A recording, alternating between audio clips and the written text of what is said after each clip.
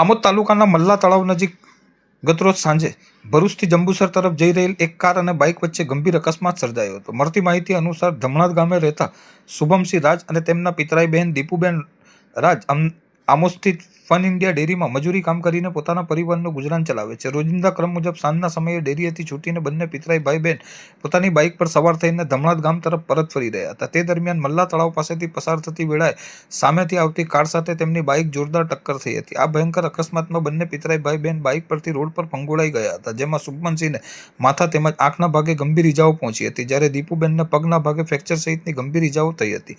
અકસ્માતનો ધડાકાભેર અવાજ સાંભળીને નજીકના શોપિંગ સાઇટ પર હાજર સંજયસિંહ રાજ સહિતના સ્થાનિક લોકો તાત્કાલિક ઘટના સ્થળે દોડી આવ્યા હતા। સ્થાનિકોએ માનવતા દાખવીને તુરંત 108 એમ્બ્યુલન્સને કોલ કરી ઇજાગ્રસ્તોને આમોદ સામૂહિક આરોગ્ય કેન્દ્ર ખાતે સારવાર અર્થે ખસેડ્યા હતા, જ્યાં પ્રાથમિક સારવાર આપ્યા બાદ બંનેની ગંભીર હાલતને ધ્યાને રાખી વધુ સારવાર અર્થે વડોદરાની SSG હોસ્પિટલમાં રિફર કરવામાં આવ્યા છે। બનાવ અંગે આમોદ પોલીસે કાયદેસરની કાર્યવાહી હાથ ધરીને વધુ તપાસ શરૂ કરી છે।